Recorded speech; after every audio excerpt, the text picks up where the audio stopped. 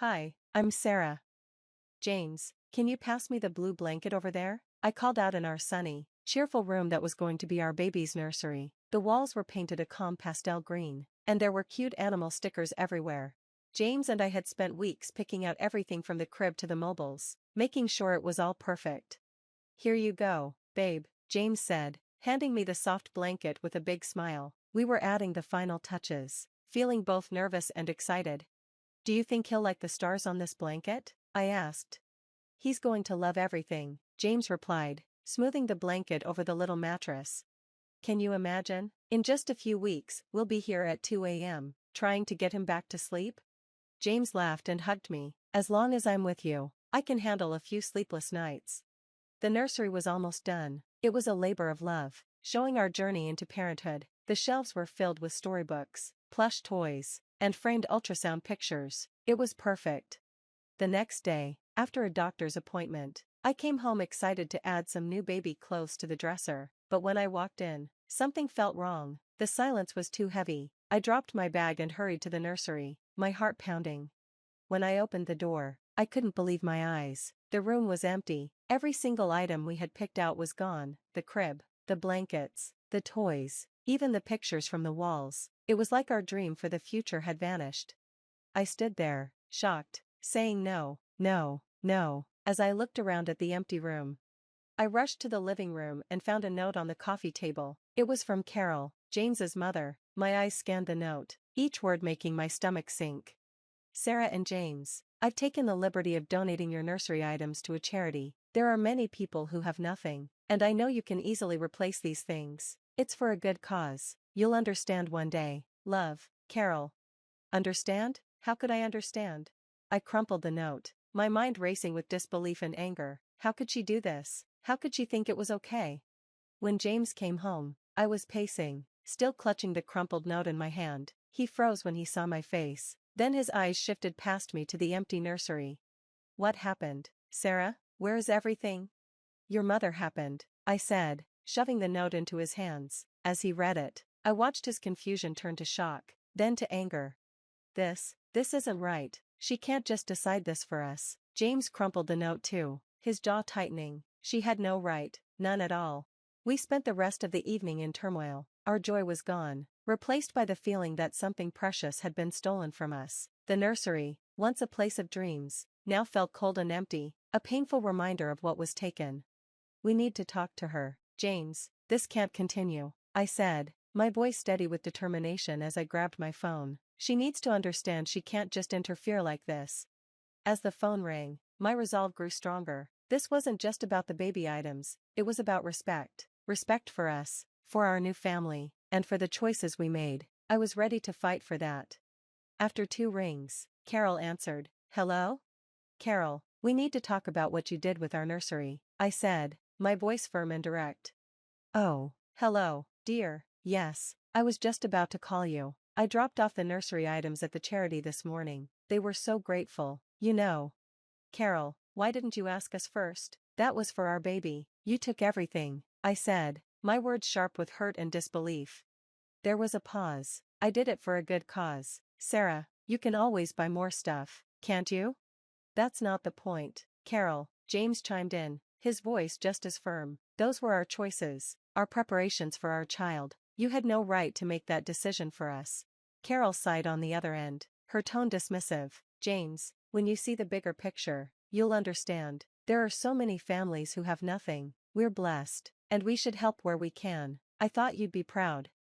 I'm not proud, Mom. I'm hurt. You crossed a line, James said, his frustration clear. I know you're upset, but you're overreacting. You can easily replace everything. I just thought it was wasteful to let all those new things sit there when others could use them now. You can set up the nursery again, Carol said, her voice steady, as if she was convinced she'd done the right thing. That's not your decision to make, Carol, I snapped, anger surging through me, gripping the phone tighter. You've taken something from us that we can never get back, the excitement and joy of preparing for our child. How can you not see that? There was a long silence on the other end before she finally responded. Sarah, James, I did what I thought was best. If you're this upset over a few items, I'll help you replace them, but I won't apologize for helping those in need. That's not what this is about, Carol, I replied, shaking my head even though she couldn't see me. It's about respect and boundaries. James took a deep breath, sounding exhausted as he spoke, more to himself than to his mother. We'll talk more about this later, Mom. Right now, we need some space. As we hung up, the air between us felt thick with tension. It wasn't just about the missing nursery items. It was about the deeper issue of our feelings and choices being completely disregarded. James, what are we going to do? I asked, feeling drained. How do we make her understand? We set boundaries, Sarah, clear, firm boundaries. It's the only way, James said, his voice resolute, as if he'd made up his mind. That night, we sat down and wrote a letter to Carol, carefully outlining our feelings and the boundaries we needed to establish. It wasn't just about the nursery, it was about declaring our independence as a family. We valued her as part of our lives, but we couldn't allow her to overstep the way she had. We need to make sure this never happens again, for our sanity and for the well-being of our family, I said, sealing the envelope. Yes, James agreed, taking my hand, for our family. In this emotionally difficult time, we found comfort in the support of others. James made the first call to his Aunt Susan, who had always been a strong presence in our lives. His voice was hesitant but hopeful. Hey, Mom, he began, speaking to his aunt as we both sought a way forward together. We had a bit of a situation at home, James explained. It's about the nursery. Susan's response was immediate and full of empathy. Oh, you two must be devastated. What can I do to help? Her kind words felt like a balm, and soon, our community began to rally around us. Friends and family didn't just offer sympathy, they showed up with real support. Baby items started arriving, some brand new, others lovingly handed down, each with its own story and meaning attached.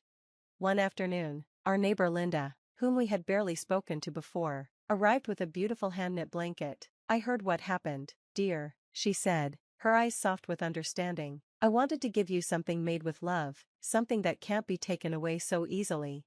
James and I spent our evenings sorting through the items, each piece not only helping to rebuild the nursery but also healing our spirits. The response from our community was overwhelming, each act of kindness weaving a tapestry of support that held us up during this challenging time. We're so lucky to have people who care about us, James murmured one evening as we set up a new crib, donated by my cousin Ellie. I know, I replied, feeling a deep sense of gratitude. It's amazing how much love there is around us. The nursery slowly came together again, different from the first, but filled with even more love, if that was possible. One Saturday, we invited everyone who had helped us to a small barbecue in our backyard to express our immense gratitude. The afternoon was filled with laughter, stories, and the smell of grilled food. As children played in the yard, Ellie came up to me with a plate of food, smiling. How are you holding up, Sarah? She asked. I looked around at the gathering of friends and family. Better now. It's hard to stay down when you have this much support. That's what family and friends are for, she said, giving me a gentle hug.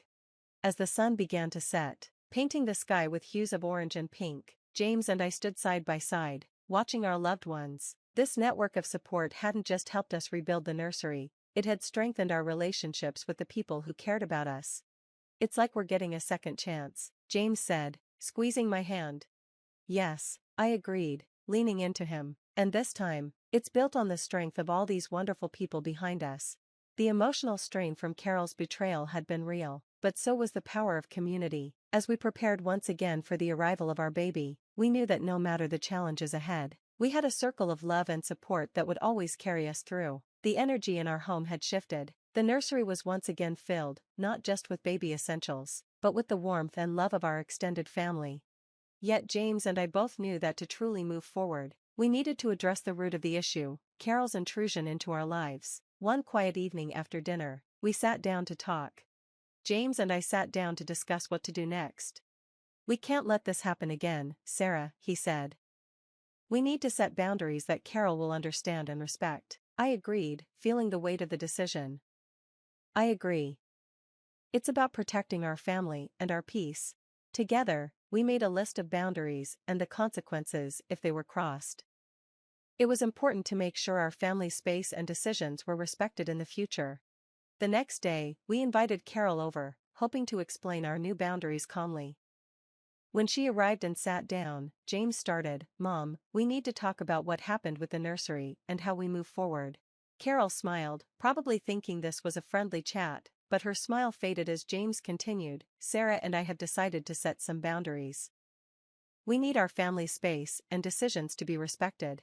I spoke next, keeping my voice steady despite my emotions. We appreciate your intentions, Carol, but in the future, we need you to ask us before making decisions that affect us or our home. It's important for our peace of mind. Carol looked confused.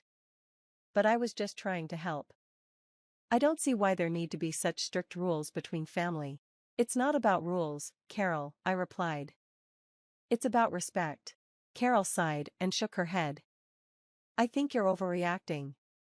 I haven't done anything wrong. James's tone was firm. Mom, whether you think it was wrong or not isn't the point. It hurt us and broke our trust.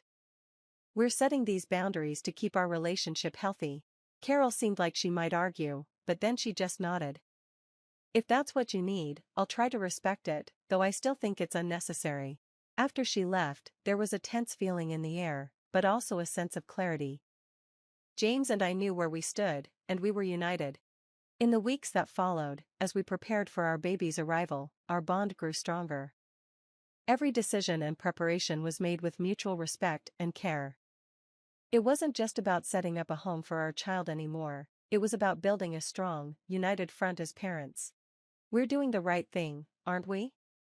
I asked. We're doing the right thing, aren't we? James asked one night as we reviewed everything again. Absolutely, I assured him, my hand resting on my growing belly. We're making sure our son comes into a world where his parents not only love him but also stand up for what's right. The nursery was calm, bathed in the soft afternoon sunlight. I rocked gently in the new glider, my eyes taking in the vibrant murals and shelves stocked with books and toys, each a symbol of the community's love and our own determination. Holding our baby boy in my arms, the troubles of the past felt both distant and defining.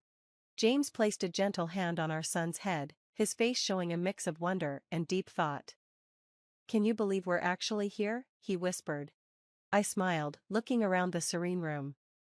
It feels like a dream, but I know the journey to get here was very real. We went through a storm that tested our strength and taught us what it means to be a family. Reflecting on the situation with Carol, it was clear how much it had influenced our approach to relationships and boundaries. It's strange, I said aloud, how such a painful experience led us to a place of strength. Setting those boundaries with your mom was hard, but it feels right. James nodded thoughtfully. It taught us how to protect what's important and stand up for our family. I think it's made us stronger, not just as a couple, but as parents. As the day turned to evening and the first stars appeared outside the nursery window, James and I shared a quiet moment of gratitude. We were thankful for the challenges that taught us, for the community that supported us, and for the future we were ready to embrace as a united and strong family. And that's the end of our story, folks. I'd love to hear from you. If you were in Sarah and James's shoes, would you have set the same boundaries with Carol or handled it differently? This situation really tests the balance between family ties and personal autonomy.